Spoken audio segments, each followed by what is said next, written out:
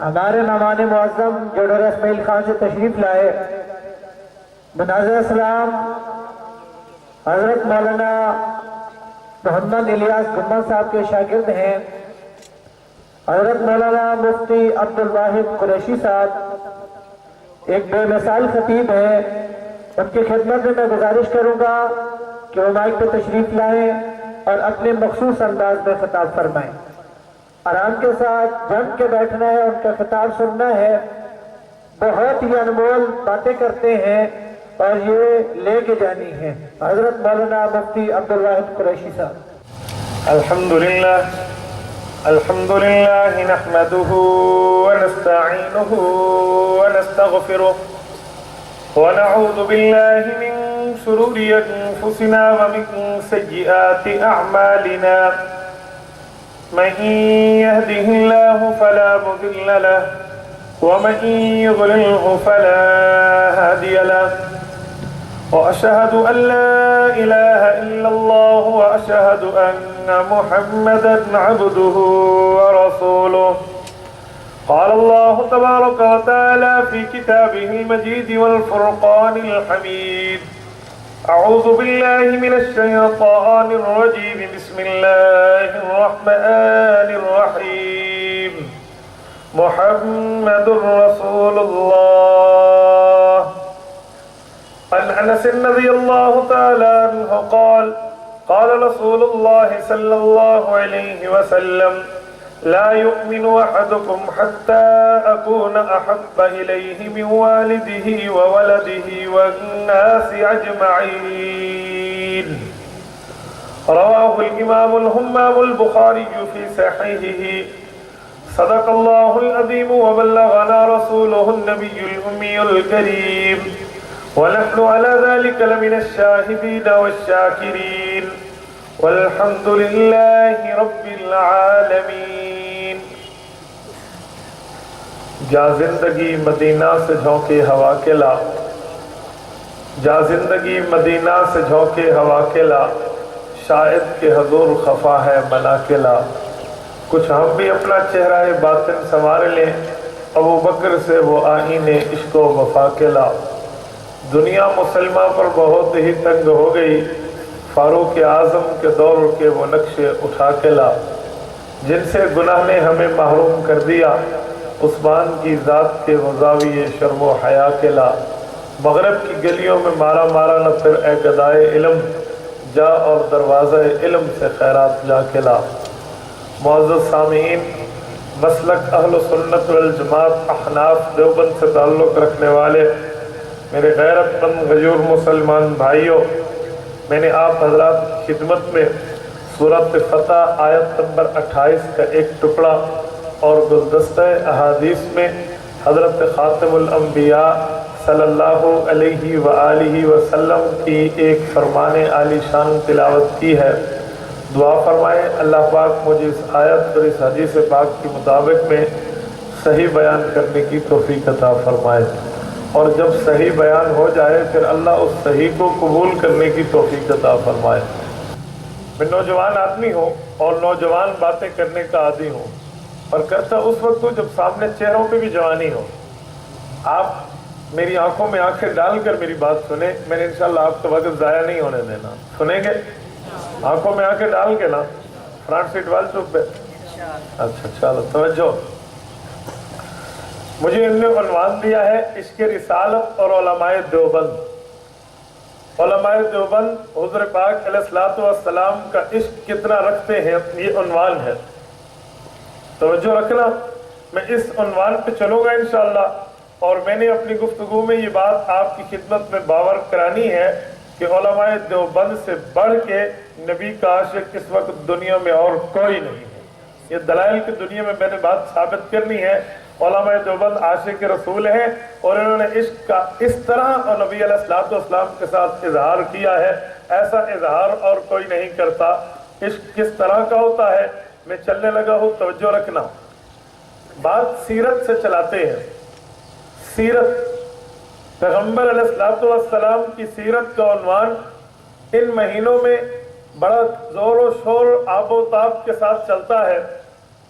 لیکن اکثر طور پہ لوگ جلسے اٹینڈ کر کے جب گھروں میں واپس لوٹتے ہیں تو کوئی بندہ لفظ سیرت کا معنی نہیں جانتا کہ سیرت کا معنی کیا ہے، سیرت کا مطلب کیا ہے، سیرت کسے کہتے ہیں، اور لوگوں کی سیرت میں حضور پاک علیہ الصلوۃ والسلام کی سیرت میں کیا فرق ہے۔ توجہ رکھنا، میں ایک جملہ کہنے لگا ہوں، قرآن کریم میں سیرت کا معنی موجود ہے۔ فرعون کے سامنے حضرت موسیٰ علیہ الصلوۃ والسلام نے جب اپنے ڈنڈے کو زمین پہ پھینکا تھا تو تھا وہ لکڑی کا ڈنڈا، لیکن جب وہ زمین پہ گرا تو اللہ نے حضرت موسیٰ کو معجزہ ظاہر فرمایا، وہ سانپ بن گیا۔ فَإِذَا هِيَ حَيَّةٌ تَسْعَىٰ، وہ سانپ بنا، اور سانپ بھی دوڑتا بنا، چلتا بنا۔ سانپ جامد نہیں تھا بلکہ چل رہا تھا۔ حضرت موسیٰ علیہ السلام تھوڑے سے پریشان ہوئے، اللہ نے فرمایا یا موسیٰ لا تخف، آپ کو ڈرنے کی ضرورت نہیں ہے۔ دوسرے مقام پہ خذھا ولا تخف، اے موسیٰ آپ ڈریے مت، آپ اس کو پکڑ لیجئے۔ اللہ یہ تو سانپ ہے، میں سانپ کو کیسے پکڑوں؟ اللہ فرمانے لگے سنعیدها سیرتها الاولی، ہم اس کو پہلی حالت پہ لوٹا کر دکھائیں گے، آپ ہاتھ تو ڈالیے۔ حضرت موسیٰ نے ہاتھ ڈالا، اس کی حالت ویسی ہو گئی جیسے پہلے تھا۔ تو اس پوری بات میں ایک بات صرف پیش کرتا ہوں، سنعیدها سیرتها الاولی، قرآن کریم نے سیرت کو حالت بتایا ہے۔ حالت کا عربی ترجمہ سیرت ہوتا ہے۔ حالت، حالات، واقعات، کردار، کریکٹر، تذکرہ، چرچے، یہ پورے لفظ سیرت کے معنی میں سماتے ہیں۔ حضور پاک علیہ الصلوۃ والسلام کی سیرت کا معنی حضور کے حالات، حضور کے واقعات، حضور کے تذکرے، رسول اللہ کا کردار اور کریکٹر۔ توجہ رکھنا، سیرت النبی، حضور پاک علیہ الصلوۃ والسلام کا کردار۔ اب نبی کسے کہتے ہیں؟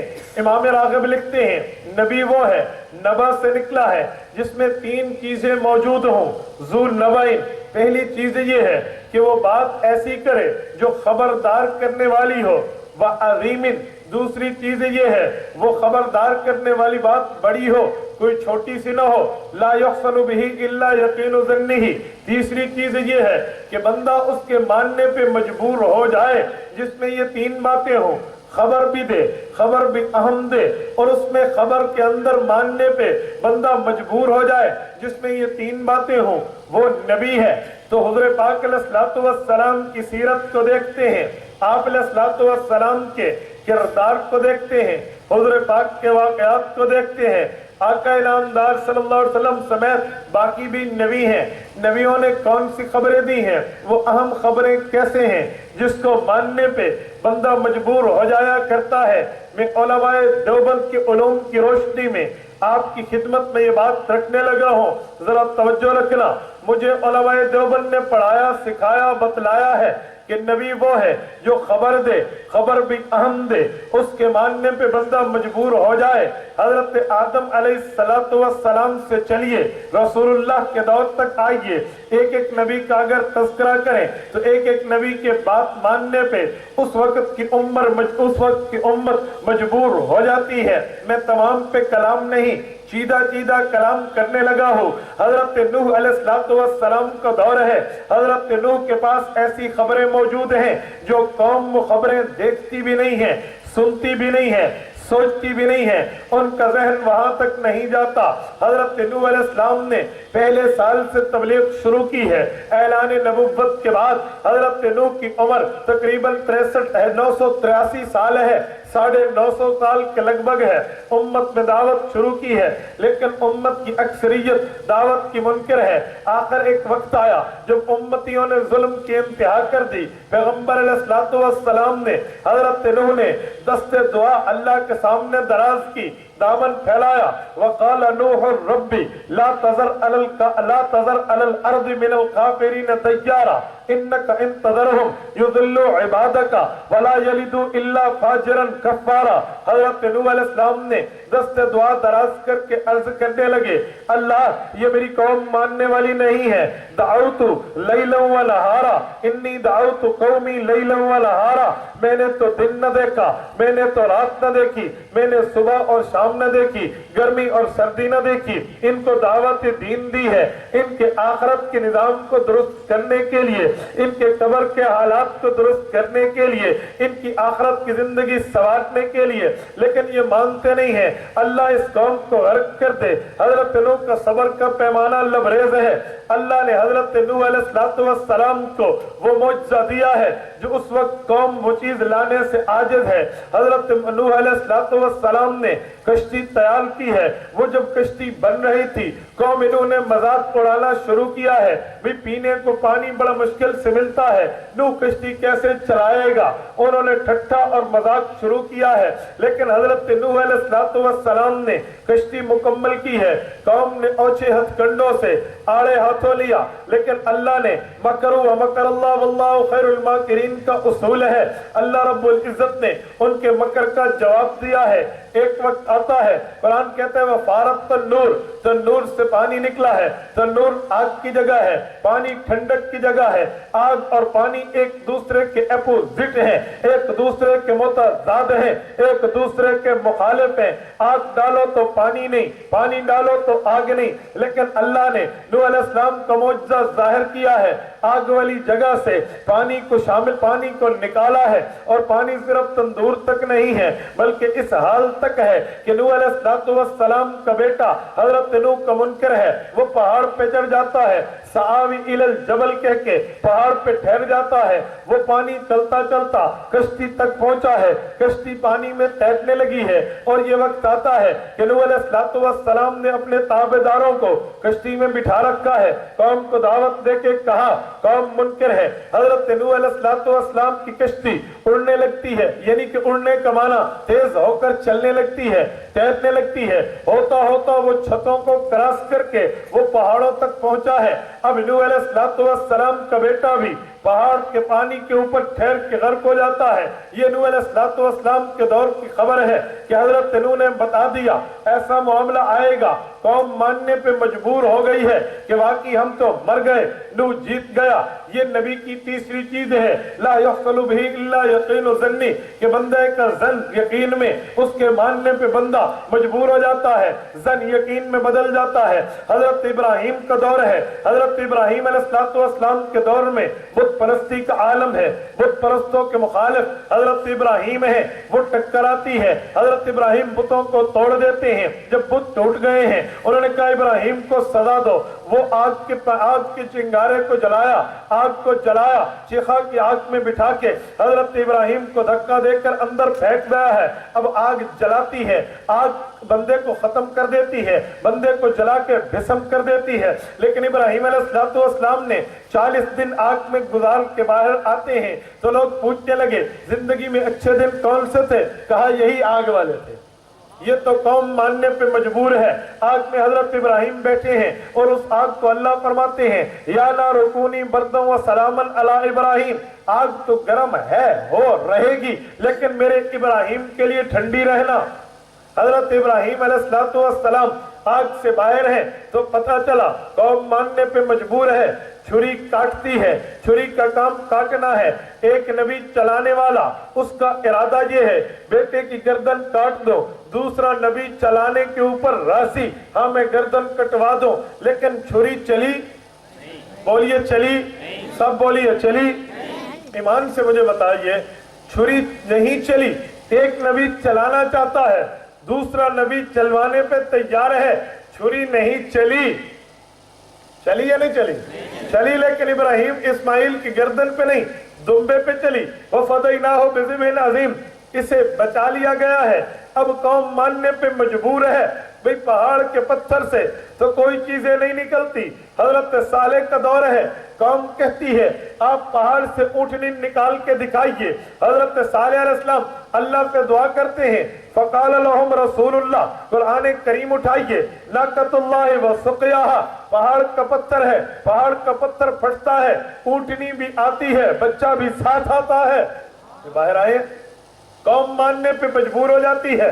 अब ये आलम हो और इस आलम के अंदर नबी का मानना साबित हो जाए, इसे कहते हैं ऐसी बात करना जिसके ऊपर बंदे का ज़न यकीन में बदल जाए और बंदा मानने पे मजबूर होता है। जो रखना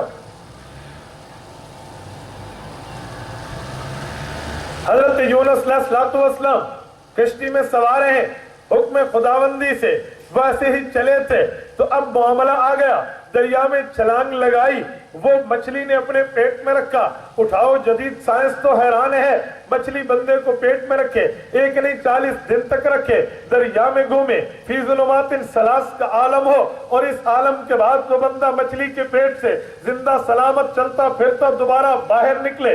قوم ماننے پہ مجبور ہے، آپ چلتے چلے جائیے۔ حضرت موسیٰ علیہ السلام کو اٹھائیے۔ حضرت موسیٰ علیہ السلام یہ پانی کے اندر اپنی قوم کو لے کر چلتے ہیں۔ دنیا کی سائنس نے بڑی ترقی کر لی ہے، 9 کروڑ میل کے فاصلے تک مریخ تک سر کر لیا ہے، لیکن وہ آج تک پانی کی یوں دیوار نہیں بنا سکے کہ دیوار بھی پانی کی ہو اور پھر 12 راستے ہوں۔ ایک راستے والے کہیں اے موسیٰ ہم دوسرے بھائیوں کو دیکھنا چاہتے ہیں تو پانی کی دیوار میں کھڑکی بن جائے، وہ ایک دوسرے کو دیکھیں۔ یہ موسیٰ علیہ السلام کا معجزہ ہے۔ حضرت عیسیٰ علیہ السلام احیی الموتیٰ باذن اللہ، حضرت عیسیٰ مردے پہ پھونک مارتے ہیں، اللہ کا حکم دیتے ہیں، اللہ کا حکم کہتے ہیں، اللہ کے حکم سے مردہ کھڑا ہو جاتا ہے۔ پرندے مٹی سے بنے ہوئے ہیں، پھونک مارتے ہیں، پرندہ اڑنے لگ جاتا ہے۔ تو یہ ساری باتیں ہمیں بتاتی ہیں کہ نبی وہ ہے جو خبر بھی دیتا ہے، خبر بھی اہم دیتا ہے، اور اس کے ماننے پہ انسانیت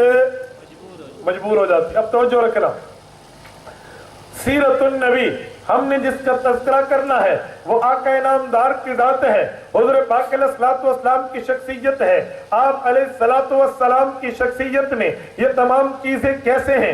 حضرت دیوبند کے دروازے پہ علماء دیوبند میں حجت الاسلام والمسلمین بانی دارالعلوم دیوبند حضرت مولانا محمد قاسم نانوتوی، اللہ اس کی قبر پہ کروڑوں رحمتیں نازل فرمائے، حضرت نانوتوی فرماتے ہیں جہاں کے سارے کمالات آقا تجھ میں، تیرے کمالات کسی میں نہیں مگر 2 4۔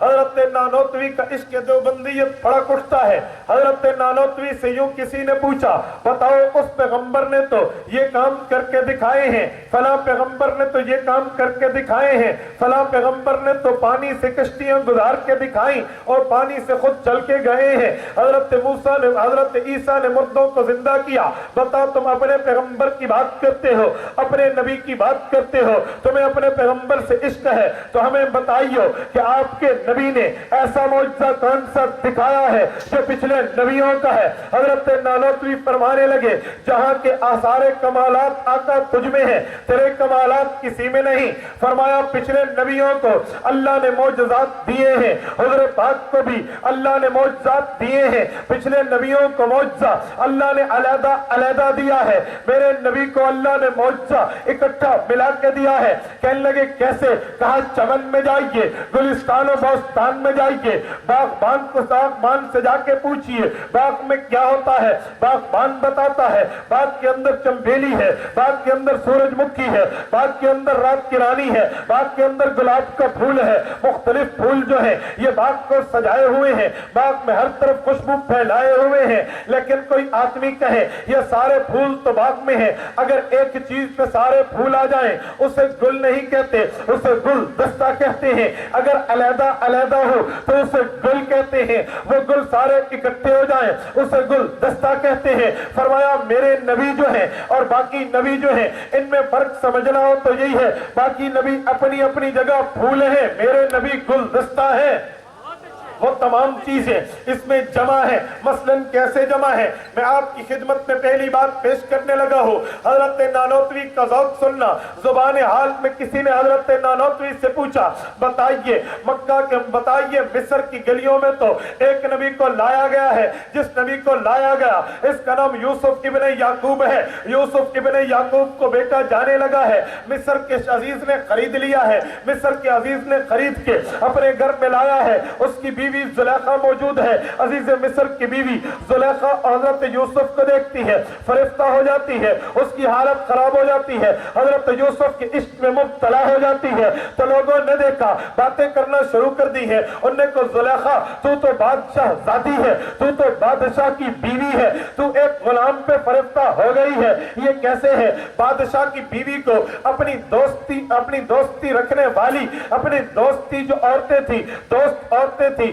سہیلیاں تھی، ان کا تانا برا لگتا ہے، اس نے بادشاہ سے اجازت لی ہے میں ایک پارٹی سیلیبریٹ کرتی ہوں، بھئی ٹھیک ہے ایک پارٹی سیلیبریٹ کی ہے، اور اس نے سب کو بٹھایا اور ان کا اکرام کیا ہے، ان کے ہاتھوں میں چھری دے کے ایک ایک سیب کا دانہ ان کے ہاتھ میں دیا ہے، اور اپنے لوگوں سے کہا کہ جس وقت یہ سیب کاٹنے لگے اسی وقت حضرت یوسف علیہ السلام کو وہاں سے نکالنا، ان کے سامنے سے گزارنا، تاکہ انہیں پتا چلے یوسف کا حسن کتنا ہے۔ اور پھر کائنات میں آسمان کی آنکھ نے وہ منظر بھی دیکھا ہے جب زلیخا کرسی صدارت پہ ہے اور سامنے اس کی سہیلیاں ہیں، ایک ہاتھ میں چھری ہے، ایک ہاتھ میں انہوں نے سیب کا دانہ لیا ہوا ہے، اب سیب کٹنے کو ہے۔ جب سیب کٹنے لگا حضرت یوسف کو پردے سے نکالا گیا، حضرت یوسف نکل کے چلنے لگے ہیں۔ قرآن پاک کہتا ہے فَلَمَّا رَأَيْنَهُ أَكْبَرْنَهُ وَقُلْنَا حَاشَا لِلَّهِ مَا هَذَا بَشَرًا إِنْ هَذَا إِلَّا مَلَكٌ كَرِيمٌ۔ مصر کی عورتیں تو پریشان ہو گئی ہیں،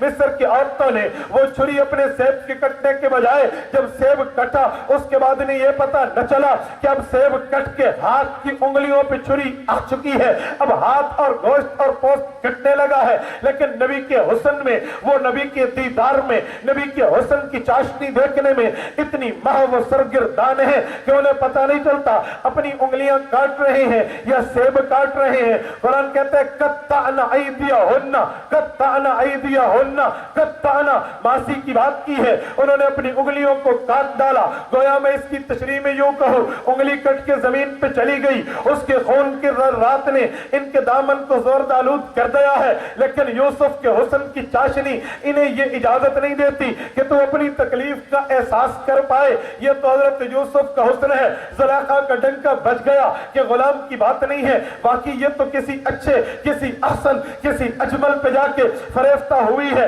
انہوں نے اپنا تانا واپس لیا، زلیخا کا ترہ امتیاز ملا ہے۔ شیخ نانوتوی کی خدمت میں ایک بات عرض کرتے ہیں، اور ایک نبی تو ایسا ہے اسے ایسا حسن ملا ہے، بتا امام الانبیاء کی بات کرتے ہو تم، دیوبند والے عشق پیغمبر کی بات کرتے ہو تم، کہتے ہو میرا نبی سب سے آگے ہے، اب حضور پاک کا حسن دکھائیو۔ حضرت نانوتوی رحمت اللہ علیہ، حضرت ام المؤمنین اما عائشہ صدیقہ رضی اللہ تعالی عنہ اپنی والدہ محترمہ کا قول پیش کرتے ہیں، کیونکہ شیخ نانوتوی صدیقی ہے، حضرت اما عائشہ بھی صدیقی ہے۔ میں آگے چل کے دیوبند پہ بات کرتا ہوں، اب توجہ رکھنا۔ حضرت نانوتوی فرمانے لگے اور تم نے اعتراض آج کیا ہے، میری اماں نے جواب 1400 سال پہلے یوں دیا ہے۔ دیوبند کا عالم یوں بولا، توجہ رکھنا، کہنے لگا فَلَوْ سَمِعُوا فِي مِصْرَ أَوْصَافَ خَدِّهِ مَا بَذَلُوا فِي ثُومِ يُوسُفَ مِن نَكَدِهِ لَبَّامِي زُلَيْخَةَ لَوْ رَأَيْنَ جَبِينَهُ لَأَثَرْنَ بِالْقَتِي قُلُوبَهُنَّ عَلَى الْيَدِ۔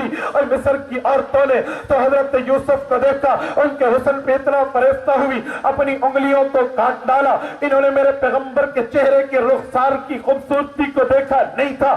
اگر حضور پاک کے چہرے کے رخسار کی خوبصورتی پورے چہرے نہیں، فَلَوْ سَمِعُوا فِي مِصْرَ أَوْصَافَ خَدِّهِ، خد کی بات کی ہے، خد صرف رخسار کو کہتے ہیں، میرے پیغمبر کے چہرے کے رخسار کے حسن کو دیکھتے، مَا بَذَلُوا فِي ثُومِ يُوسُفَ مِن نَكَدِهِ، وہ پیسے دے کے اس پارٹی میں آئے تھے، ٹکٹ خرید کے وہاں پہنچے تھے، تو وہ ٹکٹ خریدنا، یہ عورتیں تو اپنا پیسہ ضائع کرنا سمجھتی۔ لَوْ سَمِعُوا فِي مِصْرَ أَوْصَافَ خَدِّهِ مَا بَذَلُوا فِي ثُومِ يُوسُفَ مِن نَكَدِهِ، یہ پیسے لگانے والے نہ ہوتے۔ اور اگلا لفظ بولا، اور جو لفظ بولا ہے توجہ رکھنا، کہا لَوَّامِي زُلَيْخَةَ لَوْ رَأَيْنَ جَبِينَهُ، یہ سہیلیوں نے حضرت یوسف کے حسن کی وجہ سے زلیخا کو تانا دیا تھا، اگر میرے نبی کا حسن دیکھ لیتی تو پھر انگلیاں نہیں اپنے دلوں کو کاٹ لیتی۔ اپنے سارے بولیے اپنے توجہ رکھو، دل کٹنے کا مقصد کیا ہے؟ کیا سیب دل پہ رکھ کے کاٹا جاتا ہے؟ بولیے، سیب دل پہ رکھا جاتا ہے؟ بولتے نہیں ہو جاتے، میں اکیلا تم سب سے اونچا بول رہا ہوں۔ سیب دل پہ رکھ کے کاٹا جاتا ہے یا ہاتھ پہ؟ سارے بولیے، کس پہ رکھ کے کاٹا جاتا ہے؟ ہاتھ پہ رکھ کے کاٹا جاتا ہے، دل پہ تو نہیں رکھتا۔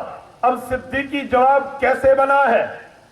توجہ رکھو، دل تو تب کٹتا جب سیب دل پہ رکھا جاتا، سیب تو ہاتھ پہ رکھا جاتا ہے، کٹنا ہاتھ کو چاہیے۔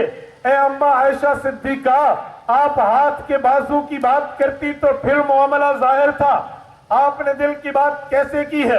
میں علماء دیوبند کے علوم کی روشنی میں، خصوصاً استاد ذل مکرم کے علوم کی روشنی میں آپ کی خدمت میں ایک نقطہ رکھنے لگا ہوں۔ یاد رکھنا، آپ دنیا گھومیے، علماء دیوبند کے علاوہ یہ عشق کے سمندر میں ڈوبا ہوا جملہ تمہیں نہیں ملنا۔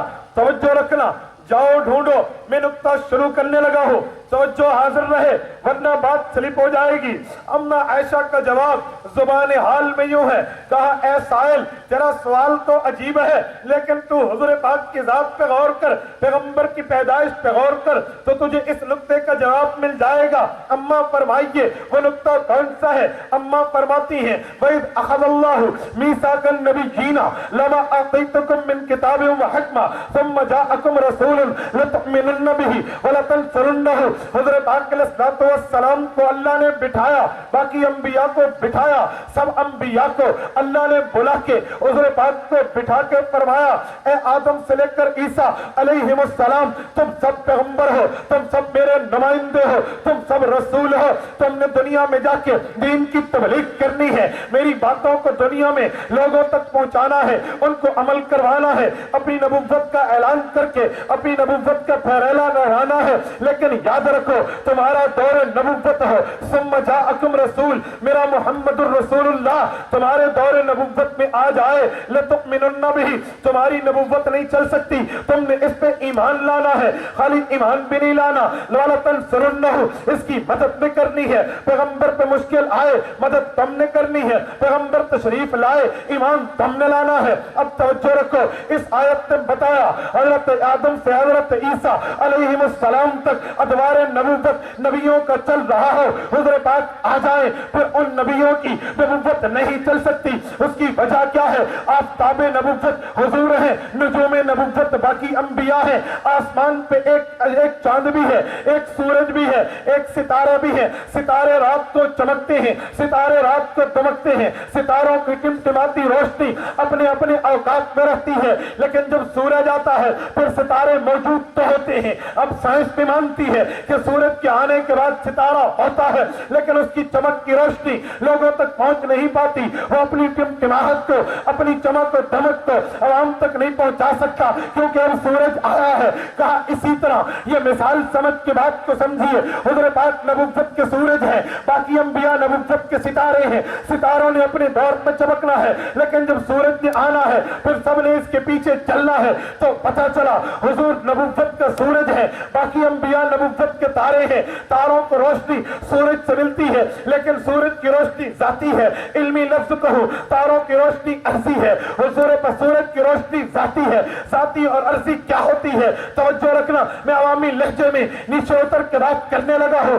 عرضی کہتے ہیں، ذاتی کہتے ہیں کہ اپنی ملے، عرضی کہتے ہیں کسی کی وجہ سے ملے، ذاتی کہتے ہیں جسے خود ملے، عرضی کہتے ہیں کسی کے طفیل ملے۔ تو پتہ چلا پہلا پیغمبر نبی ہے، حضور پاک کو نبی بنایا گیا۔ مستدرک حاکم میں ابن عباس کی روایت ہے، حضور پاک فرماتے ہیں اللہ نے فرمایا لولا محمد لما خلقتک، اے آدم حضور پاک نہ ہوتے تجھے وجود نہ ملتا۔ گویا شجر و حجر کو، گویا دنیا میں ارض و سما کو، لیل و نہار کو، دنیا میں سمندر و دریا کو، دنیا میں پہاڑوں اور صحرا کو وجود ملا ہے، حضور پاک کی وجہ سے ملا ہے۔ حضرت آدم سے حضرت عیسیٰ تمام نبیوں کو نبوت ملی ہے، حضور کی وجہ سے ملی ہے۔ حضور نبوت میں ذاتی ہے، باقی نبوت میں عرضی ہے، حضور نبوت میں بالاصل ہے، باقی بالفرع ہے، حضور کی وجہ سے ملی ہے۔ تو پتہ چلا جب حضور کی وجہ سے انہیں سب کچھ ملا ہے، پیغمبر کی وجہ سے نبوت ملی، پیغمبر کی وجہ سے حسن ملا، پیغمبر کی وجہ سے کمالات ملے،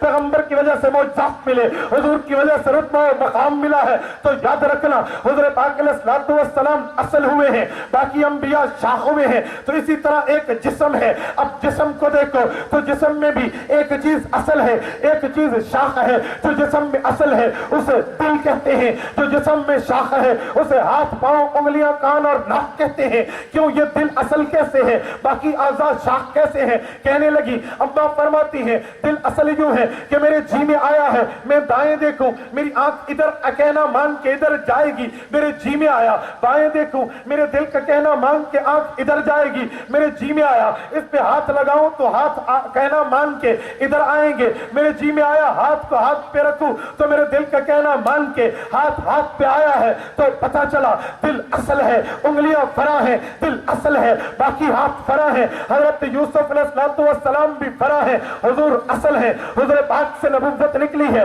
باقی انبیاء سمیت حضرت یوسف کو ملی ہے، حضور سے حسن نکلا ہے، باقی انبیاء سمیت حضرت یوسف کو ملا ہے۔ حضرت یوسف شاخ حسن ہے، حضور مرکز حسن ہے، حضور مرکز حسن ہے۔ مرکز کی مثال چشمے جیسی ہے، شاخ کی مثال نہر جیسی ہے، چشمے سے پانی نکلتا ہے، نہر میں پانی پہنچتا ہے، چشمے میں پانی ابلتا ہے، نہر میں پانی پہنچتا ہے، چشمے کا پانی ذاتی ہے، نہر کا پانی عرضی ہے، چشمے کا پانی اصل ہے، نہر کا پانی شاخ ہے۔ تو اسی طرح حضور نبوت میں اصل ہے، باقی انبیاء نبوت میں شاخ ہیں، تو حضور پاک دل ہوئے، باقی انبیاء شاخ ہوئے۔ جیسے دل کا کہنا ہاتھ مانتا ہے کیونکہ دل کا خیال ہاتھ سے نکلا ہے، اسی طرح حضور کی وجہ سے یوسف کو حسن ملا ہے۔ مصر کی عورتوں نے اصل حسن کو نہیں دیکھا تھا، مصر کی عورتوں نے اصل حسن کا دیدار نہیں کیا تھا، مصر کی عورتوں نے شاخ حسن کا دیدار کیا تھا۔ جب شاخ حسن کو دیکھا تو شاخ جسم انگلیوں کو کاٹا۔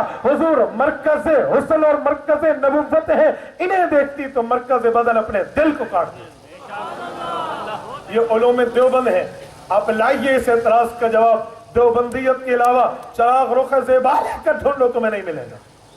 اس وجہ سے فرمایا میں نے دل کی بات کی ہے، اس پہ متعدد اوجہ پیش کیے جا سکتے ہیں، میں صرف ایک وجہ پہ اکتفا کرتے ہوئے تھوڑا آگے چلنے لگا ہوں۔ ذرا توجہ رکھنا، میرے نبی کے اندر کمالات حضرت نانوتوی نے فرمایا ایسے ہیں، باقیوں میں علیحدہ علیحدہ ہیں، اس میں اکٹھے جمع ہیں۔ ایک بندہ حضرت نانوتوی سے یوں پوچھنے لگا، اب توجہ رکھو، میں اپنے ذوق میں ایک سوال کر کے حضرت نانوتوی سے علوم حال میں زبان حال میں اس کا جواب دینے لگا ہوں۔ ایک بندہ پوچھنے لگا، اچھا تم اپنے نبی کی ایسی بات کرتے ہو، دیوبند والوں مجھے ایک اعتراض کا جواب دو۔ پوچھا کون سے اعتراض ہے؟ کہا حضرت موسیٰ علیہ السلام اور حضرت عیسیٰ کے معجزے تمہارے نبی میں ہیں؟ فرمایا ہاں ہاں ہیں۔ ایک بندہ کہنے لگا، اور حضرت عیسیٰ علیہ السلام کا معجزہ تو یہ تھا، احیی الموتیٰ باذن اللہ، وہ مردے پہ پھونکا مارتے، مردے کیا ہو جاتے؟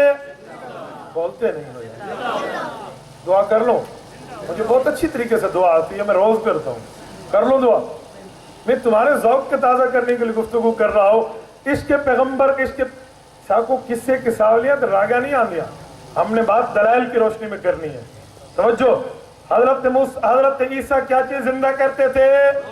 سب بولیے کیا کرتے تھے؟ مردوں کو زندہ کرتے۔ کہا تم کہتے ہو تمہارے نبی جامع کمالات ہیں، جامع کمالات ہیں، تو اپنے نبی میں دکھاؤ حضور نے کس مردے کو زندہ کیا ہے۔ اب علماء دیوبند کے علوم کی روشنی میں جواب سننا۔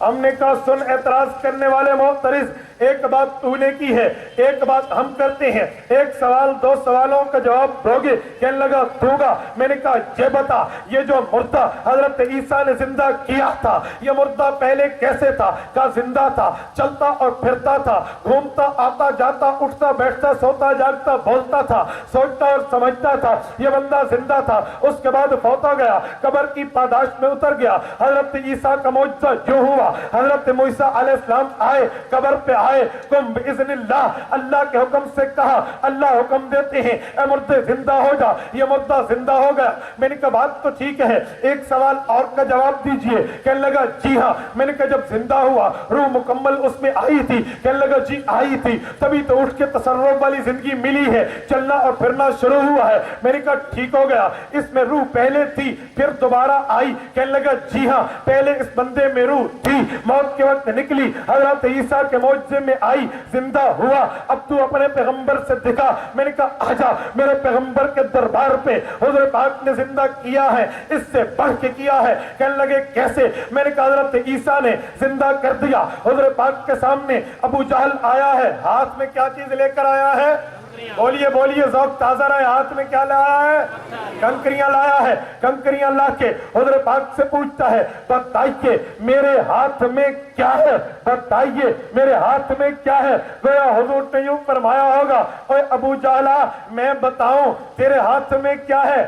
یہ کون سا کمال ہے، یہ کون سا کمال ہے؟ اور تیرا ہاتھ والا بتائے کہ من انا، میں کون ہوں؟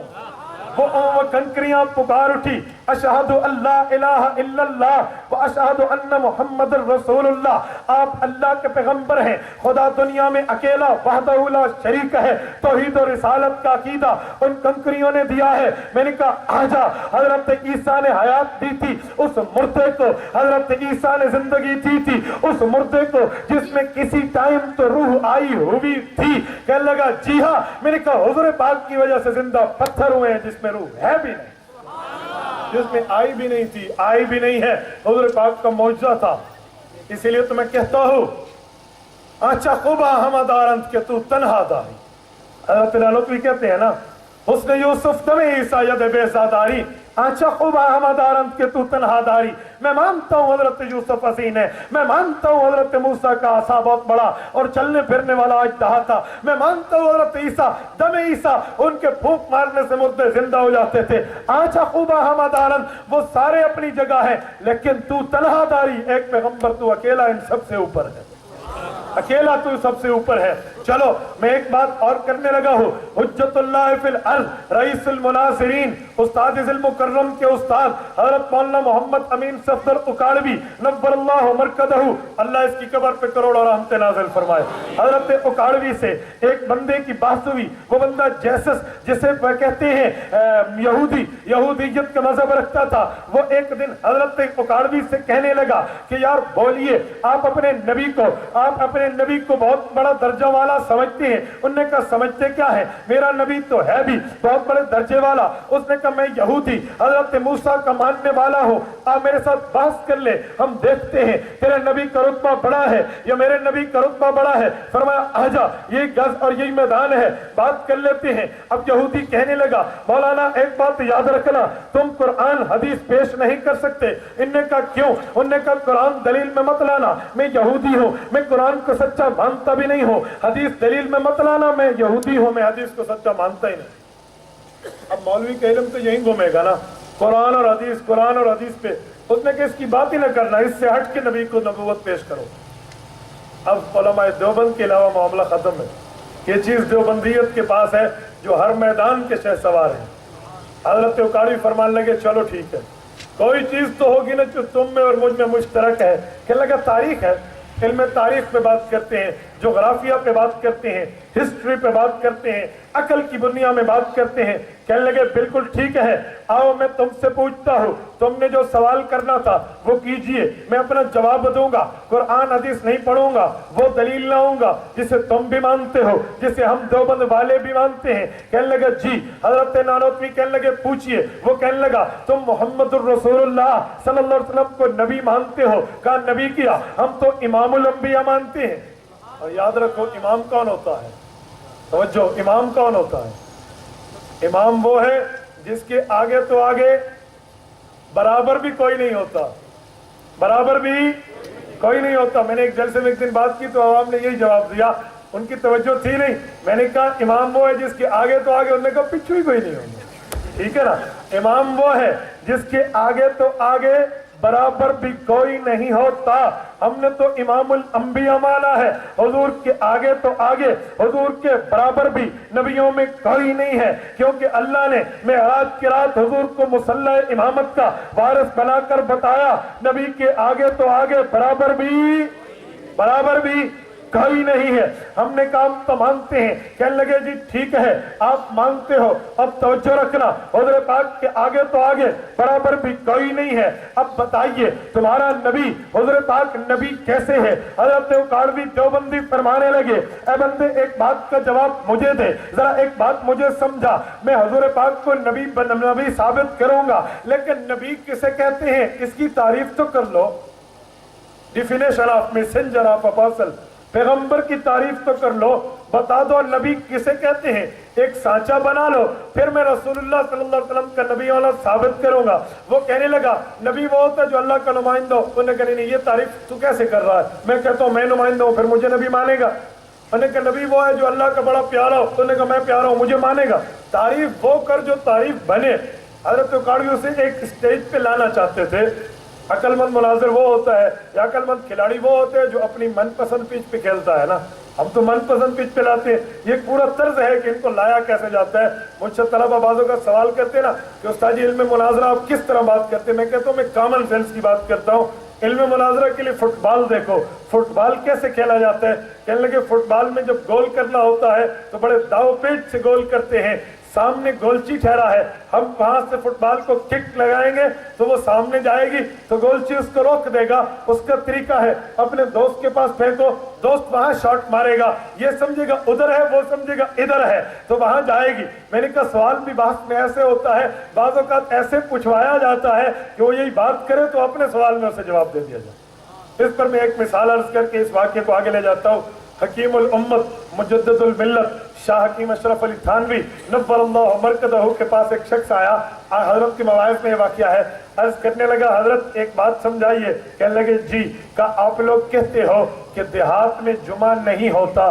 حضرت فرمانے لگے جی ہاں دیہات میں جمعہ نہیں ہوتا. وہ کہنے لگا کیوں؟ جمعہ تو مسلمانوں پہ فرض ہے, دیہات والے مسلمان نہیں ہیں, دیہات والے اللہ کے نبی کا کلمہ نہیں پڑھتے. اب وہ سادہ آدمی ہے, سادے کے ساتھ دلائل پہ کیا بات ہو. اب یہ طریقہ ہے کہ جب واسطہ عوام سے ہو پھر بندہ مثال دیتا ہے, واسطہ علماء سے ہو پھر بندہ دلائل دیتا ہے. اب وہ سامنے والا تو سادہ تھا, وہ تو دلائل سمجھتا نہیں تھا کہ جمعہ فی القرآ یا عدم جمعہ فی القرآ کے کیا دلائل ہیں. حضرت تھانوی اس کے سامنے کیا دلیل عرض کرتے تو اس پر انہوں نے اس کے سامنے مثال پیش کی. کہا بابا جان آپ کا موقف کیا ہے؟ کہنے لگا مثال تو یہ ہے, میرا موقف تو یہ ہے کہ دیہات والے بھی مسلمان ہیں, ان کو بھی جمعہ پڑھ لینا چاہیے اور آپ کہتے ہو جمعہ نہیں پڑھنا چاہیے. کہا بابا جان ٹھیک ہے, ایک سوال کا جواب مجھے دو پھر آپ کے سوال کا جواب میں دوں گا. حضرت تھانوی پوچھنے لگے بابا جان یہ بتا تو تھانہ بھون اور دلی سے باہر بھی کبھی گیا ہے, ہندوستان سے باہر بھی گیا ہے,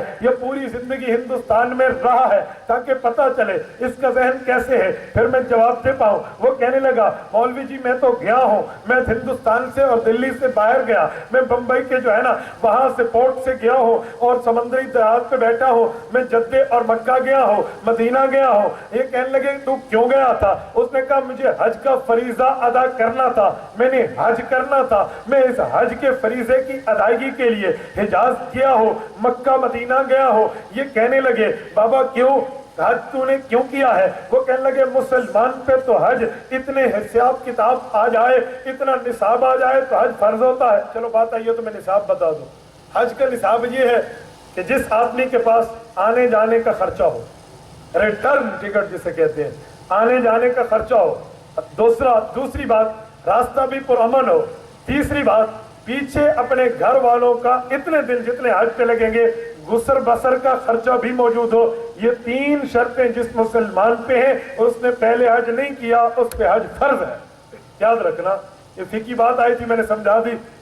آنے جانے کا خرچہ بھی ہو, راستہ بھی پرامن ہو. اب آج کل تو پرامن ہے, اس کی تو شرط ہی چھوڑ دے. اور تیسری بات پیچھے گھر والے اتنے دن میں گزر اور بسر کر سکیں. پہلے اس نے حج نہ کیا ہو تو زندگی میں ایک بار اسے حج کرنا فرض ہے. حضور پاک فرماتے حج فرض ہو اور بندہ ٹال مٹول کر کے مر جائے ہمیں کوئی پرواہ نہیں ہے یہودی ہو کے مرے یا عیسائی ہو کے مرے. یاد رکھنا اگر حج فرض ہے تو ضرور اللہ ہم تمام لوگوں کو وہاں کا سفر کرائے. توجہ رکھنا. حضرت تھانوی فرمانے لگے تو حج وہاں کرنے کیوں گیا تھا؟ کہنے لگا جی مسلمان تھا, مسلمان پہ تو حج اتنے نصاب میں فرض ہے, وہ نصاب میرے اوپر پورا ہوا تو میں بطور مسلمان بطور اسلام مکہ حج کرنے گیا. فرمانے لگے یار دلی میں اور ہمارے اپنے علاقے میں مسلمان نہیں ہیں. کہنے لگا جی ہیں. تو کہا ادھر حج کر لیتے, مسلمان تو ادھر بھی ہیں, ادھر حج کر لیتے. کہنے لگا ادھر مسلمان تو ہیں لیکن حج کی شرطیں نہیں ہیں. کہنے لگے کیوں؟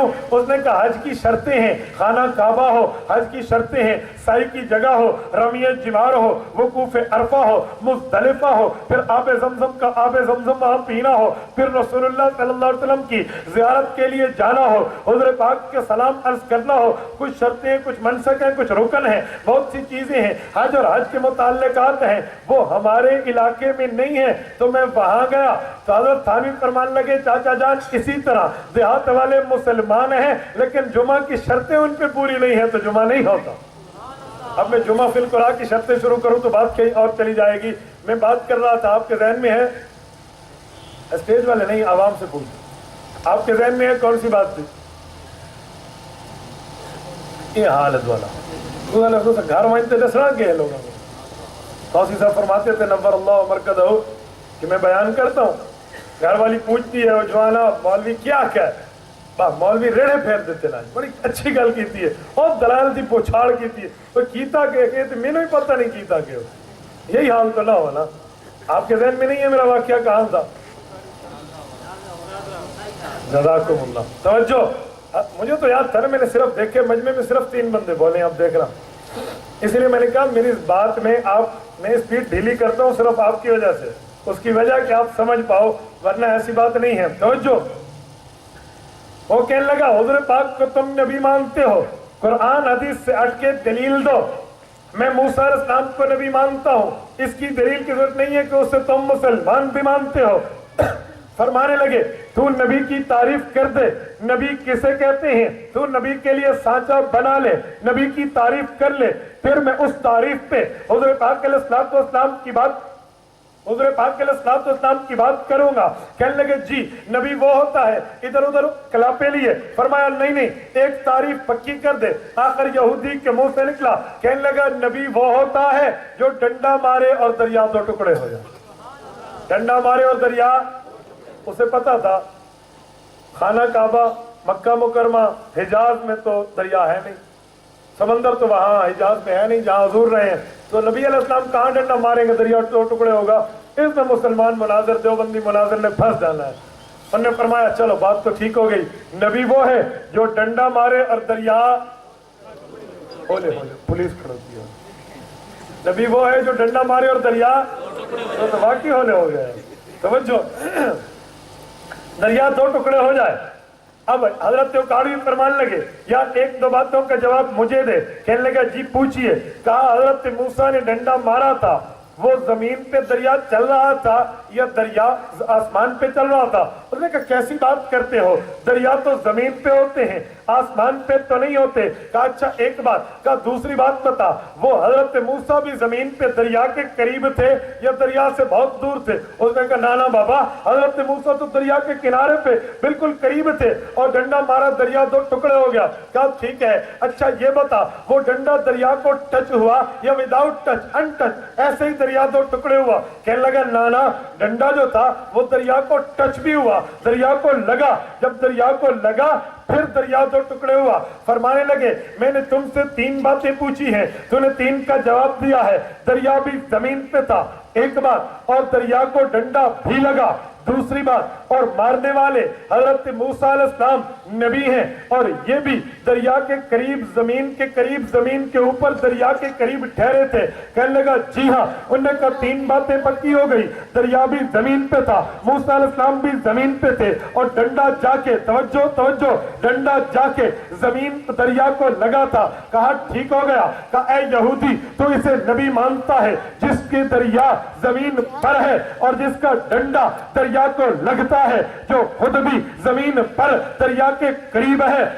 علم جغرافیہ بتاتا ہے، سائنسدان اس نتیجے پہ پہنچے ہیں کہ آسمان پلٹ کے چاند کے اندر دراڑیں پڑ چکی ہیں۔ جدید سائنس بتاتی ہے وہ دراڑیں کیسی ہیں، یہ نتیجے پہ نہیں پہنچے۔ جغرافیہ بتاتا ہے وہ دیوار پڑ چکی ہے، اب اس دیوار کی وجہ بتاؤں، یہ تاریخ والے مان چکے ہیں حضور پاک زمین پہ ہیں۔ مکہ کے کافر میرے نبی سے پوچھتے ہیں اگر آپ نبی ہیں اللہ کے حکم سے آپ معجزہ ظاہر کیجئے، لیکن وہ معجزہ زمین پہ ہونا نہیں چاہیے، کیونکہ نعوذ باللہ نبی کو وہ جادوگر کہتے تھے اور مکہ کے لوگوں کا عقیدہ تھا کہ جادوگر کا جادو زمین پہ چلتا ہے، آسمان پہ نہیں چلتا۔ تو کہنے لگے آسمان کے چاند کو تم 2 ٹکڑے کر کے دکھاؤ۔ تو پھر چاند نے وہ منظر بھی دیکھا، کائنات نے وہ منظر اپنی آنکھوں میں سمو لیا۔ جب حضور پاک زمین پہ ہیں اپنی انگلی کو اونچا کرتے ہیں، اونچا کر کے چاند کی طرف اشارہ ہوتا ہے اور وہ چاند 2 ٹکڑے ہو جاتا ہے، ایک دائیں طرف ایک بائیں طرف چلا جاتا ہے۔ जैसे कुरान इक़्तरबत अस्साअतु वंशक़्क़ल क़मर से याद करता है, लेकिन कुरान नहीं, मैं हिस्ट्री पढ़ रहा हूँ। हजरत आग की वजह से चांद दो टुकड़े हुआ है। अब देखिए, तो हजरत मूसा को नबी मानता है, जो हजरत मूसा जमीन पे है और डंडा भी लगा और दरिया भी जमीन पे है, तो हुजूर को नबी क्यों ना माने? हुजूर जमीन पे है, चांद आसमान पे है। हजरत मूसा दरिया के करीब है, लेकिन मेरा पैगंबर चांद के करीब नहीं है। हजरत मूसा का डंडा जाके दरिया को लगा है, मेरे नबी की उंगली चांद को टच नहीं हुई और चांद दो टुकड़े हुआ है। अगर वो नबी है, ये उससे बढ़ के नबी। अच्छा खोबा हमदारंत के तू तन्हादारी। इमामुल अंबिया की मैंने बात की थी, तवज्जो रखना। एक शख्स एक दिन हमें कहने लगा कि आप इमामुल अंबिया कहते हो। हमने कहा बिल्कुल, हम देवबंद वालों का अकीदा है, हुज़ूर पाक इमामुल अंबिया है। और मैंने कहा था इमाम वो है जिसके आगे तो आगे बोलिए, जिसके बराबर भी कोई नहीं हो।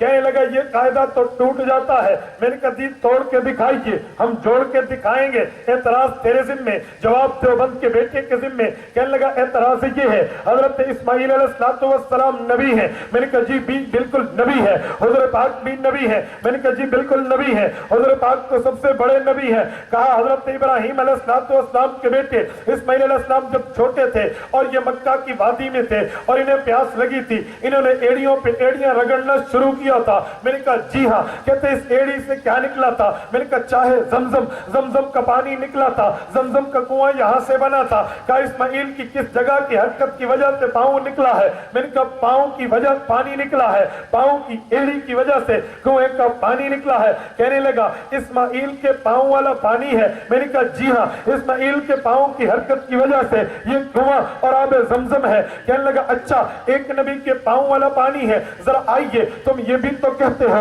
कि मेराज की रात जब रसूलुल्लाह सल्लल्लाहु अलैहि वसल्लम सफर मेराज पे जा रहे थे तो हुज़ूर पाक अलैहिस्सलाम का शक के सदर हुआ था।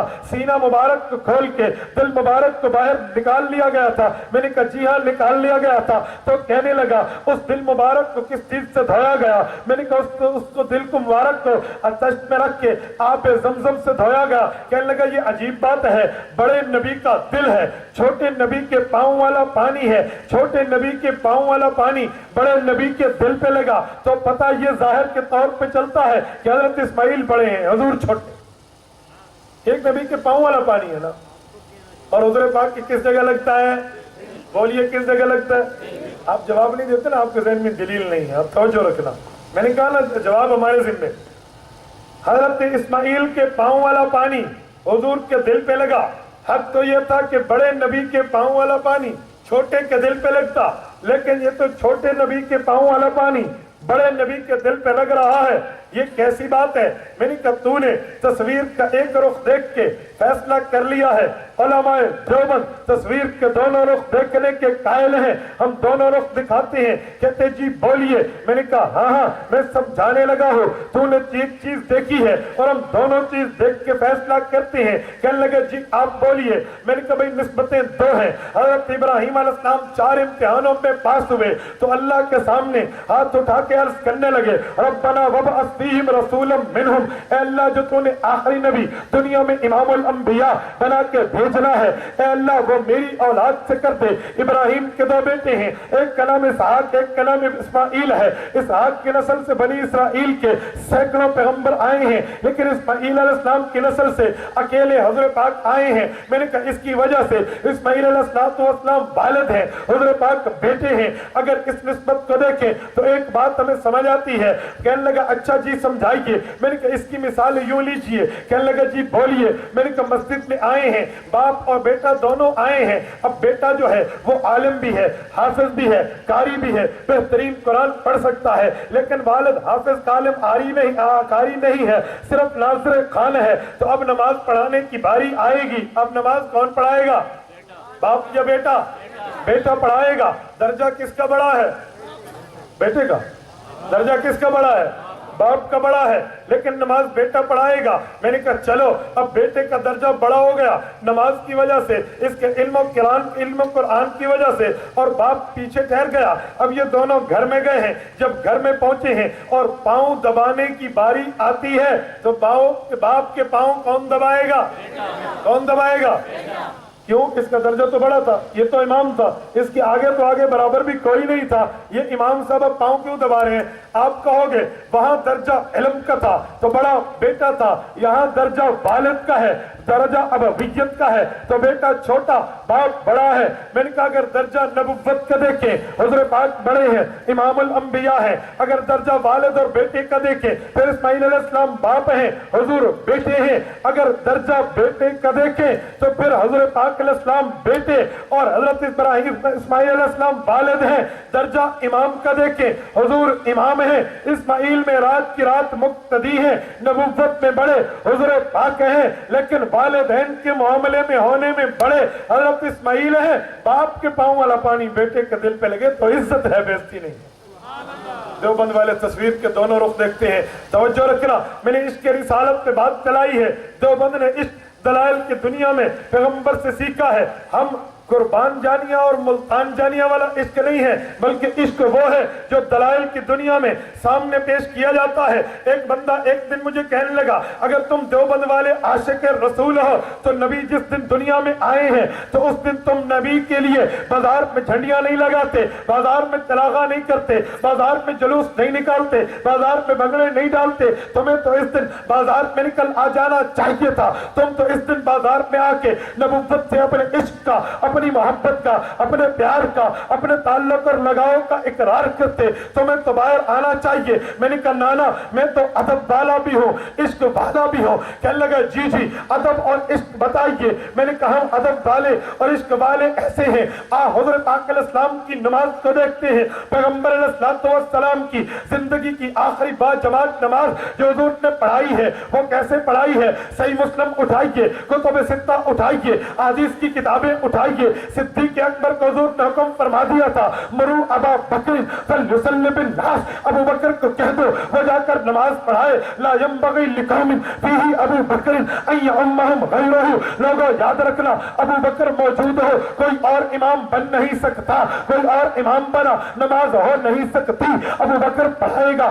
ابو بکر کو حضور نے حکم کیا ہے، حضور پاک علیہ السلام کے حکم پہ ابو بکر نے نمازیں پڑھانا شروع کر دی ہیں۔ لیکن ایک وقت ایسا آتا ہے جب اللہ کے نبی کی بیماری میں شفا آ جاتی ہے، اللہ کے نبی کے تکلیف میں کچھ افاقہ ہو جاتا ہے، حضور چلنے لگتے ہیں، ایک طرف علی ہے ایک طرف عباس ہے رضی اللہ عنہما، سہارا دے کر حضور پاک کو لاتے ہیں۔ عین اس وقت پہ جب جماعت کھڑی ہو چکی ہے، عین اس وقت پہ جب حضور پاک علیہ السلام آ رہے ہیں، صدیق امام ہیں، صحابہ نیت باندھ کے پیچھے ٹھہر چکے ہیں، صحابہ کرام ٹھہرے ہیں، ابو بکر نماز پڑھا رہے ہیں، قرات شروع ہو گئی ہے، حضور پاک آتے ہیں۔ فلما احس ابو بکر، روایات لکھتی ہے کہ جب ابو بکر کو احساس ہوتا ہے اللہ کے نبی چل کے آ رہے ہیں، صفوں سے نکل کے آ رہے ہیں، صدیق کے دل میں خیال آیا اوے ابو بکر تو کہاں، پیغمبر کی ذات کہاں، اور تو امتی ہے، وہ نبی ہے، تو مقتدی ہے، وہ امام ہے، کائنات کا بڑا ہے، وہ تو انبیاء کا امام ہے، آپ آگے کیوں جاتے ہو؟ اب ابو بکر صدیق اپنی جگہ سے پیچھے ہٹنا شروع ہوتے ہیں۔ عین اس وقت پہ حضور بھی آ چکے ہیں، حضور پاک کا اشارہ ہے صدیق روکو، لیکن صدیق عرض کرتے ہیں پیغمبر ابن ابی قحافہ کی وہ جرأت کہاں ہے وہ آپ کے سامنے ہو۔ صدیق سے بڑھ کے عاشق پیغمبر کوئی نہیں ہے، صدیق سے بڑھ کے محبت رسول رکھنے والا کوئی نہیں ہے، لیکن اس موقع پہ بھی صدیق اکبر پیچھے ہوئے، نبوت کو آگے کیا۔ تو دیوبند نے بات سیکھی ہے نبوت کی بات کو آگے رکھو۔ اس کی وجہ رسول اللہ کے دور میں یہ ربیع الاول آیا ہے، آقا انعامدار نے کسی ایک دن، کسی ایک سال، کسی ایک مہینے جھنڈی لگائی ہو، میں اس بات کو مان جاؤں گا تو مجھے حوالہ دکھا دے، حضور نے جلوس نکالا ہو میں اس کو مان جاؤں گا، میں مان جاؤں گا، میں بھی نکالوں گا، حضور پاک یوں چلے ہو بازاروں میں آئے ہو آپ مجھے دکھا دے تو میں مان جاؤں گا۔ یہ مجھے کہنے لگا بابا بات تو مجھے سمجھ آتی ہے لیکن ایک بات اور بھی تو ہے، حضور پاک کا چچا ابو لہب ہے جس کا اصل نام عبد العزیٰ بن عبد المطلب ہے، یہ عبد العزیٰ حضور کی پیدائش پہ خوشی کرتا ہے۔ میں نے کہا جی بولیے خوشی کیسے ہے؟ کہنے لگا جب اس کو سویبہ باندی نے آ کے بتایا تیرا بھتیجا پیدا ہوا ہے، اس نے اپنے دائیں ہاتھ کی انگلی کو حرکت دے کے کہا قد اعتقتکی، میں نے تمہیں آزاد کر دیا ہے۔ حضور کے میلاد کی خوشی میں اس نے آزاد کر دیا تھا، اور پھر اس کے بعد ایک بندے نے خواب دیکھا تھا اور خواب دیکھے اس بندے نے کہا ابو لہب جو ہے وہ بیٹھا ہوا ہے اور بیٹھا بھی جہنم کی دیوار پہ ہے, دل پیر والا ہے اور وہ وہاں بیٹھا ہے, انگلی اس کے منہ میں آتی ہے. اس سے پوچھا اے تو جہنمی ہوتا, تو جہنم کی دیوار پہ کیوں بیٹھا ہے؟ کہنے لگا میں مرا تو کافر تھا لیکن میں نے حضور پاک کی ولادت پہ خوشی کی تھی, میں نے یوں باندھی آزاد کر دی تھی. اس انگلی کے ہلانے کی وجہ سے وہ انگلی پیر والے دن جہنم میں مجھے نکال کے میرے منہ میں دی جاتی ہے, پورے ہفتے کا عذاب بھول جاتا ہوں. کہنے لگا یہ بھی تو حدیث ہے, یہ بھی تو مسئلہ موجود ہے, یہ بھی تو خواب ہے, تم اس پہ عمل نہیں کرتے. میں نے کہا بیٹا بات پوری کر, حدیث نہیں, حضور کا فرمان نہیں, میں بات پوری کرتا ہوں. یہ عمل کافر کا ہے. خواب جس نے دیکھا وہ بھی اس وقت ویسے اس جیسا کافر نے خواب دیکھا, کافر کو دیکھا, تو دلیل کیسے لایا ہے؟ کہنے لگا نہیں بات تو ہے. میں نے کہا چلو ٹھیک ہے, اس نے بھی باندھی آزاد کی تھی, تو بھی اس دن قیدی آزاد کروا, تو گھروں چاہ کے آدھا جلو, یہ کیسے ہو سکتا ہے؟ یہ تو بات ایسی ہے. ایک بندہ مجھے کہنے لگا میں غم حسین میں خود کو تکلیف دیتا ہوں. میں نے کہا دلیل کیا ہے؟ کہتے ابو ایوب حضرت ویسے کرنی نے اپنے دانت نہیں توڑے تھے. میں نے کہا تو بھی اس دن اپنے دانت توڑنا, پھر پتہ چلے بھی دوسرے دن تیرا کون سا معاملہ ہوتا ہے. بات کچھ اور دلیل کچھ اور. کہنے لگا نانا مولانا خوشی تو کرنی چاہیے. میں نے کہا ابو لہب کی یہ بات اگر یوں خوشی کر کے جلوس باہر نکالنے ہوتے تو ابو لہب باہر نکالتا, ابو لہب جھنڈیاں لگاتا, ابو لہب ٹین ٹین کر کے بندوں کو سامنے لاتا, وہ یہ معاملے کرتا, لیکن یوں تو نہیں کیا. اچھا چھوڑیے, حضور پاک نے اس عمل کو کیوں نہیں اپنایا؟ حضور کے بعد ابو بکر ہے, عمر ہے, عثمان ہے, علی ہے, طلحہ, زبیر, معاویہ ہے. ان کے بعد امام ابو حنیفہ, امام مالک, امام شافعی, امام احمد بن حنبل رحمہ اللہ ہے. 1400 سال تک ہے, یہ سارے معاملے ہیں, اور اس کے باوجود بھی ان سب نے جلوس نہیں نکالا اور یہ کام نہیں کیا, پھر جھنڈیاں نہیں لگائی, وہ یوں باہر نہیں آئے. کیا وہ سارے غلط تھے؟ کہنے لگے ہم تو نکلے ہیں. میں نے کہا چھوڑیے, میں احترام کرتے ہوئے ایک حوالہ پیش کرنے لگا ہوں. تیرے مذہب کے بانی, تیرے مذہب کے بڑے مولانا احمد رضا خان بریلوی نے اگر جھنڈیاں لگائے ہو, جلوس نکالا ہو, یوں باہر آئے ہو اور یوں باہر آ کر تیری طرح کام کیا ہو, حوالہ تو دکھا, نکالتا میں ہوں. آپ لے کے آؤ. خدا کی قسم لڑائی کی بات نہیں ہے, عمل کی بات ہے, بھائی چارے کی بات ہے, ٹیبل ٹاک کی بات ہے. بھائی بھائی بھائی کے بندے بڑھ کے ہم بیٹھ جاتے ہیں. آپ ہمیں دکھاؤ مولانا احمد رضا خان نے جھنڈی لگائی ہو, مولانا احمد رضا خان نے یوں جلوس نکالے ہو, مولانا احمد رضا خان نے یوں تمام کام کیے ہو, مجھے دکھا دے. پھر چپ. میں نے کہا آپ نے کب سے نکالا؟ کہتے 1931 میں سب سے پہلے نعیم الدین مراد آبادی اور مرزا مظہر اللہ خان نے مل کے جلوس نکالا. میں نے کہا احمد رضا صاحب کب فوت ہوئے؟ کہنے لگا 1921 میں. میں نے کہا اس نے تو یہ کام نہیں کیا, تم اسے سنی کیسے کہتے ہو؟ اسے تو امام اہل سنت کہتے ہو اپنی بزام میں, لیکن ادھر معاملہ کچھ اور ہے, وہ کچھ اور, تو کچھ اور. تو گستاخی کا فتویٰ جو مجھ پہ لگائے گا نا جلوس نہ نکالنے کا, یہ پہلے ادھر لگے گا, پہلے اس کی بات کر. توجہ رکھنا, میں ایک اور بات کرنے لگا ہوں. میں نے کہا اچھا ایک بات اور بولیے. کہتے جی ہاں, اس دن تو حضور دنیا میں آئے ہیں اور قرآن کہتا ہے فَبِذَلِكَ فَلْيَفْرَحُوا, حضور پاک کی خوشی میں خوش ہو جانا چاہیے, خوشی منانی چاہیے. میں نے کہا نانا ترجمہ غلط نہ کرنا, وَبِذَلِكَ فَلْيَفْرَحُوا, خوش ہونا چاہیے, خوشی منانے کی بات نہیں ہے. خوش ہونا اور ہے, خوشی منانا اور ہے. خوش تو ہم ہیں, حضور دنیا میں تشریف لائے ہیں, معراج کی بھی خوشی ہے, ہجرت کی بھی خوشی ہے, اعلان نبوت کی بھی خوشی ہے, ولادت کی بھی خوشی ہے. تو صرف ایک خوشی بازار میں آتا ہے, باقی بھی تو آنا. کہتے ہیں وہاں ہم بیٹھ کے خوشی کر لیتے ہیں. میں نے کہا باقی ایام پہ, ہجرت پہ, معراج پہ, پیدا جو ہے نا کیا کہتے ہیں اعلان نبوت پہ, تو خوش کمرے میں بیٹھ کے ہو جاتا ہے, اور ہم اس دن یہاں بیٹھ کے خوشی کا اظہار کرتے ہیں. ہم گستاخ کیسے؟ اور ایک بات اور بھی کروں, توجہ رکھنا. میں نے کہا مولانا احمد رضا صاحب تمہارے بڑے ہیں؟ کہتے جی بڑے ہیں. میں نے کہا نطق الہلال میں انہوں نے کیا لکھا ہے؟ آپ صبح پوچھئے ان بھائیوں سے, ہمارے ان دوستوں سے پوچھئے کہ نطق الہلال آپ کے بڑے کی کتاب ہے؟ کہنے لگے جی ہے. صفحہ 3 پہ اس میں کیا لکھا ہے؟ فیصلہ ہو جائے گا. اپنے بڑے کی بات ماننی چاہیے نہیں ماننی چاہیے؟ بولیے, سارے ہاتھ اٹھا کے بولو. بڑوں کی بات ماننی چاہیے نہیں ماننی چاہیے؟ ہم تو کہتے ہیں بڑوں کی بات مانو, جب بڑوں کی بات ماننے والا مزاج کا جو جائے امت میں اتحاد ہو سکتا ہے. اس بڑے نے تو لکھا ہے کہ حضور دنیا میں 8 ربیع الاول کو آئے ہیں. کب آئے ہیں؟ بولیے کب آئے ہیں؟ بولیے اونچا اونچا بولیے, کب آئے ہیں؟ 8 ربیع الاول کو آئے ہیں. میں نے کہا اس دن تو معاملہ نہیں ہے. اور اسی بڑے نے لکھا ہے 12 ربیع الاول کو حضور دنیا سے گئے ہیں. ڈاکٹر طاہر القادری نے لکھا ہے 12 ربیع الاول جب آتا تھا صحابہ غمگین ہو جاتے تھے کہ اس دن حضور دنیا سے گئے ہیں.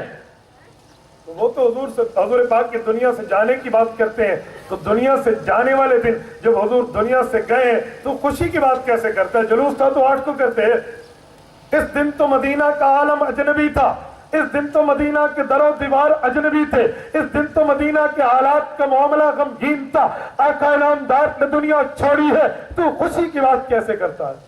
یہ تو وہ عالم ہے۔ شیخ العزیز مولانا زکریا رحمہ اللہ نے حوالہ لکھا ہے فضائل اعمال میں، دیکھ لو، جب حضرت عثمان رضی اللہ تعالی عنہ کے اوپر حضرت عمر نے سلام کیا اور حضرت عمر رضی اللہ عنہ کے سلام کا جواب حضرت عثمان نے نہ دیا، تو حضرت عمر نے ابو بکر کو شکایت کی کہ عثمان میرے سلام کا جواب نہیں دیتا۔ عثمان کو بلایا گیا، فرمانے لگے ابو بکر خدا کی قسم پیغمبر کی وفات کا غم دل اتنا میں تھا، مجھے نہیں پتا عمر گزرا اور سلام کیا۔ صحابہ تو غم میں یوں ڈوبے ہوئے ہیں، تو خوشی کی بات کرتا ہے۔ خدا کے لیے اتنا جلدی فتویٰ نہ لگایا کرو، حوصلہ رکھا کرو۔ دیوبند والے بڑے حوصلے والے ہیں، ہم تو کہتے ہیں ادھر آ ستمگر ہنر آزمائے، تو تیر آزما ہم جگر آزمائے۔ میں تو بھائی بھائی کی بات کر رہا ہوں، بھائی چارے کی بات کر رہا ہوں، امن کی بات کر رہا ہوں، ٹیبل ٹاک کی بات کر رہا ہوں، تو گستاخی کی بات کرتے؟ آپ بولیے، میں نے اتنی تقریر میں مجھ سے پہلے مولانا نے یا مجھ کے بعد کیا گستاخی ہوئی ہے؟ یہ کتنے سال سے ہم سے کون سی گستاخی کی ہے؟ یہ کون سی؟ ایک بندہ کہنے لگا آپ نبی کو انسان کہتے ہو، یہ گستاخی ہے۔ میں نے کہا کیا انسان کہنا گستاخی ہے؟ کہنے لگے جی ہاں۔ میں نے کہا فیصلہ ہو جائے گا، بولیے انسان، جنات اور فرشتے، ان میں اشرف المخلوقات کون ہے؟ بولیے بولیے کون ہے؟ اونچا بولیے کون ہے؟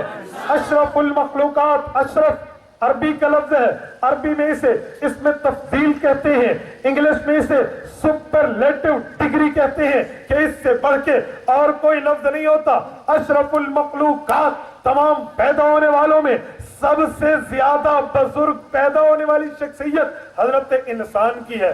میں نے کہا اگر ہم حضور کو انسان نہ مانے تو ایسا کیرے مون اشرف المخلوقات ہے؟ انسان اشرف المخلوقات کب بنتا ہے؟ جب سرکار دو عالم انسان بن کے تشریف لائے۔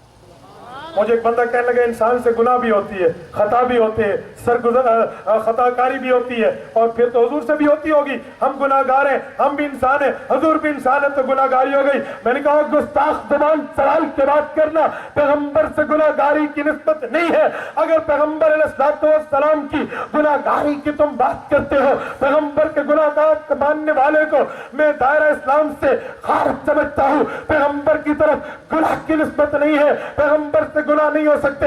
کہنے لگا پھر تم انسان کہتے ہو، انسان سے تو گناہ ہوتا ہے، پھر نبی سے کہتے نہیں ہوتا۔ میں نے کہا ہم انسان ہیں، ہمارا کوئی مقام نہیں، حضور انسان ہے اعلیٰ درجے کے، اس جیسا کوئی انسان نہیں۔ کہنے لگا گستاخی ہے۔ یہ پنجاب، جنوب پنجاب کی ایک جلسے کی بات ہے، بزرگ آدمی تھے، کھڑے ہو گئے جلسے میں، آپ نے نبی کو انسان کہا گستاخی ہے۔ میں نے کہا یوں نہیں سمجھے گا، وہ فٹ بال والی بات یاد ہے نا؟ میں نے کہا بابا جان، میں نے لوگوں کا بیٹھو، اب غصہ نہ ہونا، مجھے اس سے بات کرنے دو۔ بابا جان بولیے حج پہ گئے ہو؟ کہتے جی کیا ہو۔ میں نے کہا وہاں طواف کے بعد کچھ پیا تھا؟ کہتے جی ہاں۔ میں نے کہا کیا پیا تھا؟ آپ بولیے وہاں کیا چیز پیتی ہے کنویں سے نکال کے؟ بولیے بولیے اونچا بولیے، میں ختم کرنے لگا ہوں۔ کیا بولتے ہیں؟ آب زمزم۔ میں نے کہا آب زمزم دودھ کا نام ہے؟ کہتے ہیں نہیں۔ میں نے کہا شربت کا نام ہے؟ کہتے ہیں نہیں۔ میں نے کہا روح افزا کا نام ہے؟ کہتے ہیں نہیں۔ میں نے کہا جامع شیری کا نام ہے؟ کہتے ہیں نہیں۔ میں نے کہا آب زمزم کس چیز کا نام ہے؟ بولیے بولیے کس چیز کا نام ہے؟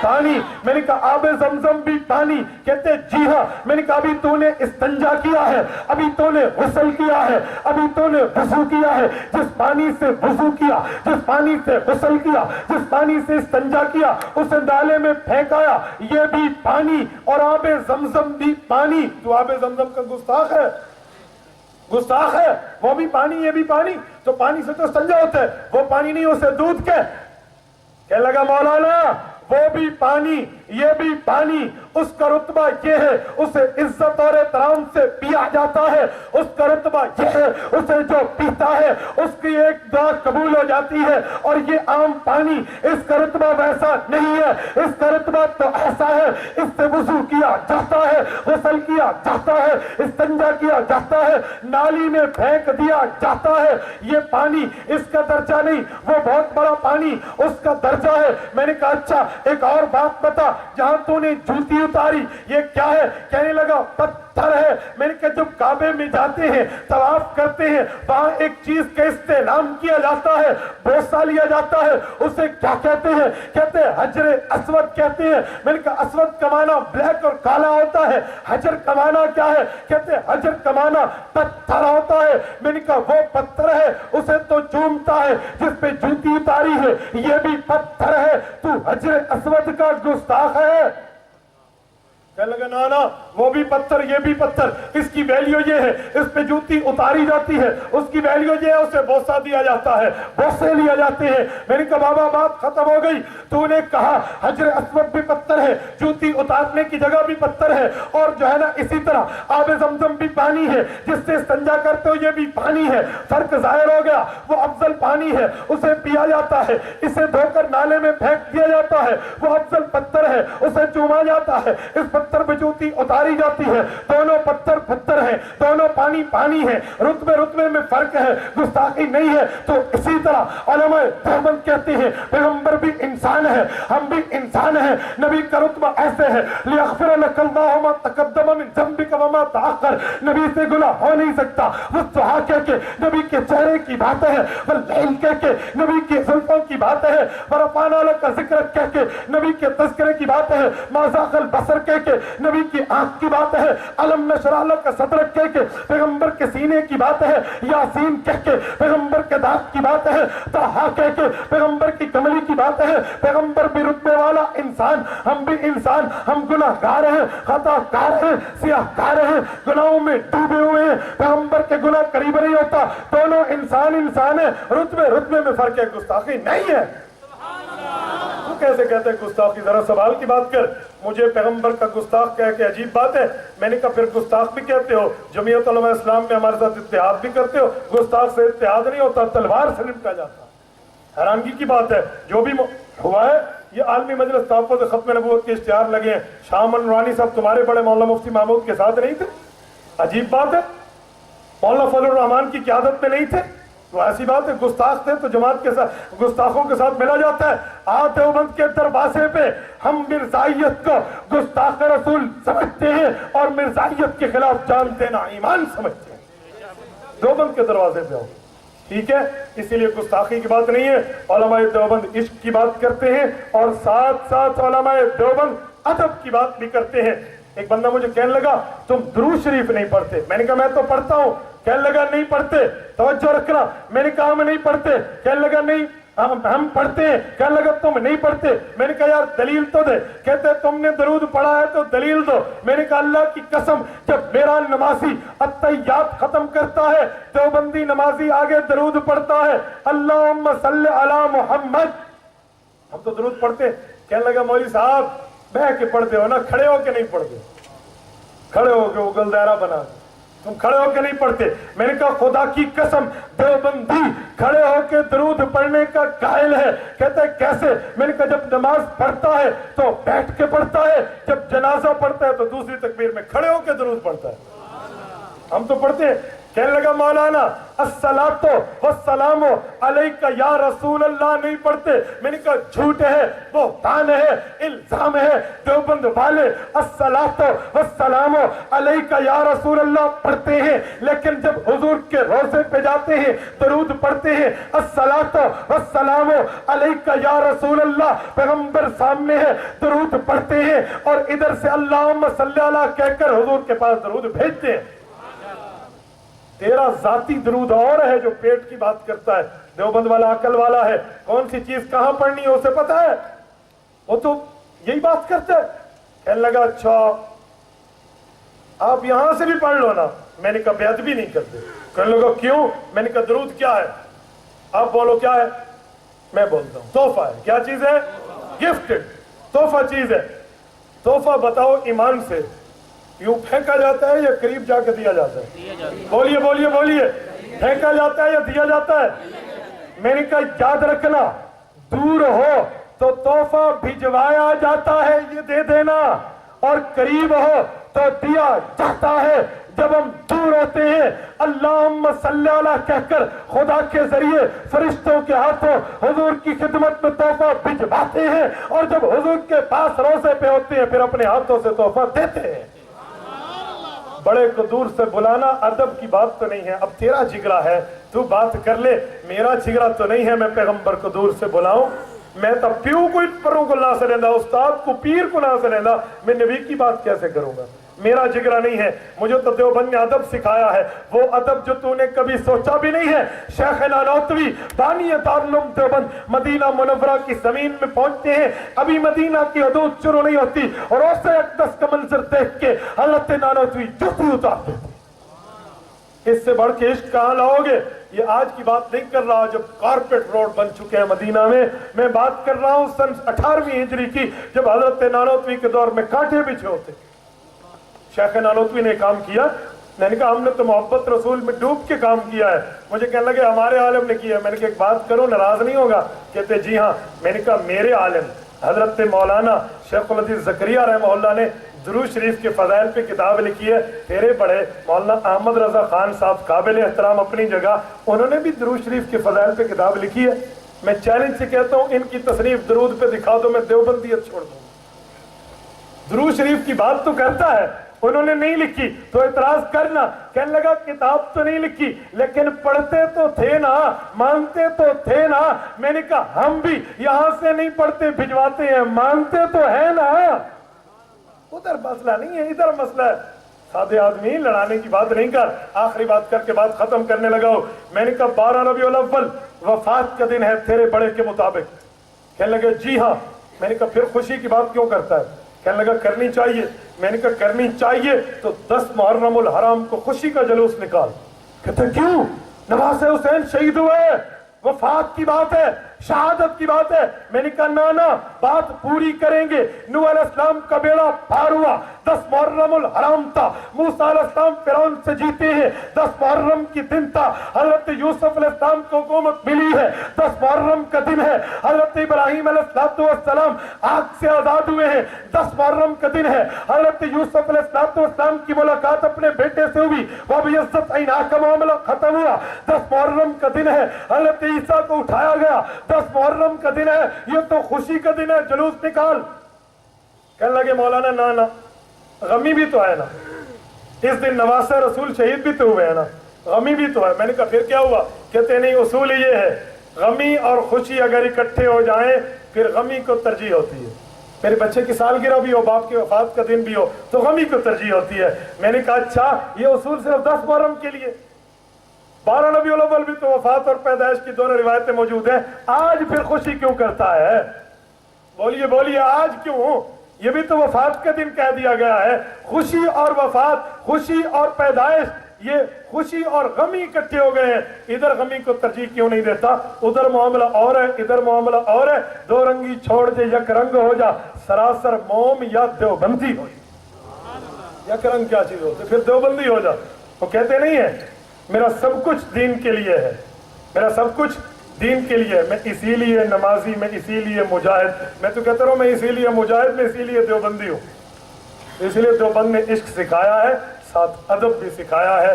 دعا فرمائے اللہ پاک آپ کو ہمیں عشق رسالت بھی عطا فرمائے اور حضور پاک کا ادب بھی عطا فرمائے، اور تمام مسلمان بھائیوں کو ہدایت کے ساتھ آپس میں اکٹھا جڑے رہنے کی توفیق عطا فرمائے۔ وآخر دعوانا الحمدللہ۔